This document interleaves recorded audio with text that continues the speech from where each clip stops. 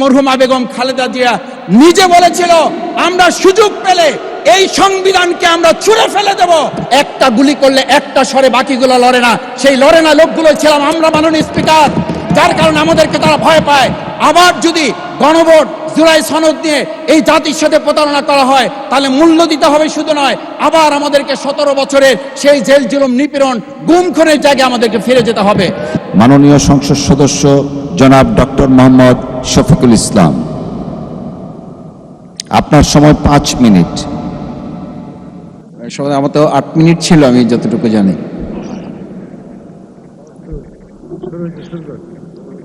আসসালামু আলাইকুম। মাননীয় স্পিকার, আপনাকে ধন্যবাদ। আজকে আমি মহান আল্লাহর দরবারে শুকরিয়া আদায় করি এবং আমার প্রিয় পটুয়াখালী 112 বাউফল 2 আসনের যারা নির্যাতন, নির্মম এবং হামলা মামলার শিকার হয়েও ভয়কে জয় করে ন্যায় এবং ইনসাফের প্রতীকে ভোট দিয়ে তারা আমাকে বিজয় করে এখানে কথা বলার সুযোগ করে দিয়েছে। মাননীয় স্পিকার, আপনি জানেন, আজকে আমরা যখন এখানে দাঁড়িয়ে কথা বলি তখন আমাদেরকে এটা ভাবতে হচ্ছে যে আমরা কথা বলতে গিয়ে আবার বিগত 17 বছরের কোনো একটা বৈষম্যের মধ্যে পড়ে যাচ্ছি কিনা। কিন্তু আমাদেরকে এটা ভাবতে হচ্ছে, আমরা যখন এখানে দাঁড়িয়ে কথা বলছি, আমাদের কথা বলার সময় শহীদ শরীফ ওসমান হাদি ইনসাফের পক্ষে কথা বলার সময় বলেছিল, আমার প্রতি যে জুলুম করবে আমি তার সাথেও ইনসাফ করতে চাই। আমরা লক্ষ্য করেছি এই সরকার প্রতিষ্ঠিত হওয়ার পর শরীফ ওসমান হাদির ব্যাপারে তার বিচারে কতটুকু কার্যকারিতা নিয়ে এসেছে তা আমরা এখন পর্যন্ত জানতে পারিনি। আমার মনে হয় আমরা সংবিধান নিয়ে ঘাটাঘাটি করতে করতে যদি সংবিধানই আমাদের রক্ষা করতে পারত, তাহলে সংবিধান আমাদেরকে বলে দিত যে আমাদের সেদিন বালু ট্রাক সরানোর ক্ষেত্রে সংবিধানের পৃষ্ঠা আমাদেরকে খুঁজতে হতো। সংবিধান যদি আমাদেরকে রক্ষা করতে পারত, তাহলে 72-এর সংবিধানের আলোকে আজকে আমাদের এখানে থাকার কথা না।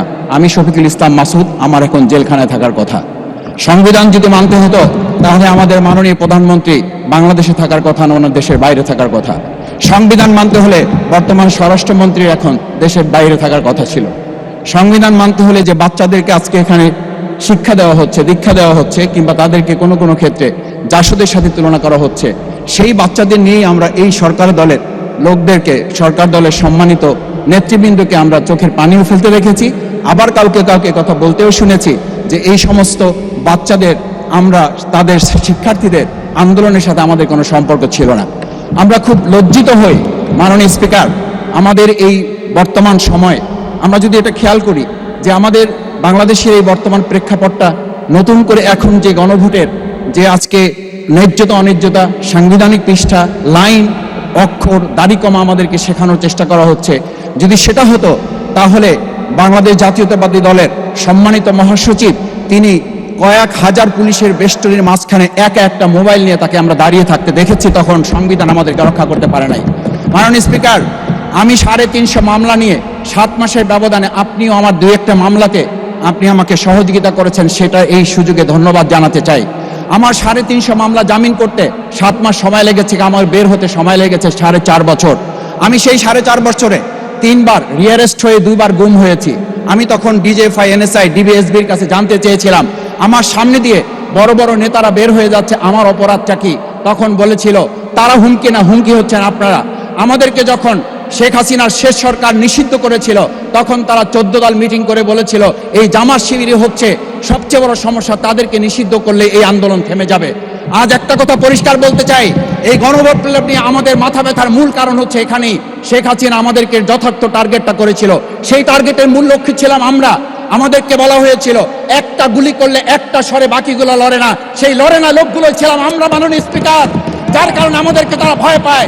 আমরা এখন বর্তমান সময় ভিডিও দেখতে পাই, যেই শেখ হাসিনা বাইরে থেকে বলেছিল আমরা এই দলকে ভোট দিতে বললাম, আর সেই দল আমাদের সাথে আবার বিশ্বাসঘাতকতা করেছে। আমরা সেই শেখ হাসিনার বক্তব্য শোনার পর আমরা কাউকে আজকে এখানে বলতে শুনে নাই শেখ হাসিনার ওই বক্তব্য সঠিক নয়। এই মানুষ প্রতারিত হয়েছে, বেইমানি করা হয়েছে। আবার যদি গণভোট জুলাই সনদ নিয়ে এই জাতির সাথে প্রতারণা করা হয়, তাহলে মূল্য দিতে হবে শুধু নয়, আবার আমাদেরকে 17 বছরের সেই জেল জুলুম নিপীড়ন গুম খুনের জায়গায় আমাদেরকে ফিরে যেতে হবে। আমি মনে করি পরিষ্কার বক্তব্য, গণভোটের প্রতি সমর্থন না জানিয়ে জুলাই সনদকে যদি আজকে ইগনোর করা হয়, তাহলে আমাদেরকে কিন্তু আবার সেই গুম খুনের আয়নাঘরের দিকে আমাদেরকে ধাবিত করা হবে। আমি মনে করি গণভোটের বিরোধিতা করার অর্থ হচ্ছে আমরা আয়নাঘরকে সমর্থন করতে চাই। গণভোটের বিরোধিতা করা মানে হচ্ছে 70% মানুষকে আমরা অন্যায্যভাবে তাদেরকে আবার ধিক্কার জানাতে চাই। আমি এখানে স্পষ্ট বলতে চাই, আপনারা যেমন 51% সমর্থন নিয়েছেন, 70% প্রায় জনগণ কিন্তু গণবিপ্লবের গণভোটের পক্ষে তারা রায় দিয়েছে। আপনাদের যে সেই 51%-এর তুলনায় সেই 70% প্রায় গণভোটকে যদি আপনারা ইগনোর করেন, তাহলে আমি বলবো আমার বাউফল, আমার পটুয়াখালী শুধু নয়, গোটা বাংলাদেশ আবার জেগে উঠে এই গণভোটকে তারা কার্যকর করতে।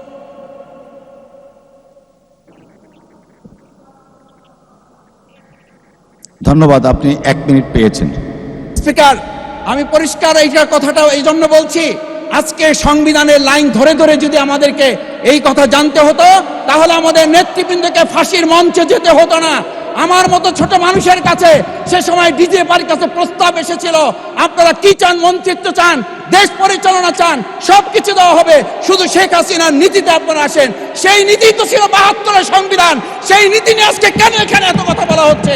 আমরা পরিষ্কার জানি, আমরা যদি সেই 72-এর সংবিধানকে ভালোবাসি, তাহলে এখানকার নেতৃবৃন্দ এবং মরহুমা বেগম খালেদা জিয়া নিজে বলেছিল, আমরা সুযোগ পেলে এই সংবিধানকে আমরা ছুঁড়ে ফেলে দেব। সেই সংবিধানের প্রতি আজকে বর্তমান সরকারি দলের কেন এত প্রেম জাগ্রত হয়েছে, এটা বাংলাদেশের মানুষের জানার অধিকার আছে। আমি আমার প্রিয় বাউফলের মানুষের প্রতি ভালোবাসা শ্রদ্ধা জানাই। যেই বাউফলবাসী আমার দাবি আদায়ের জন্য, আমার এলাকার মানুষের অধিকার আদায়ের জন্য এখানে দিয়েছে, আমি সেই অধিকার। ধন্যবাদ মাননীয় সদস্য।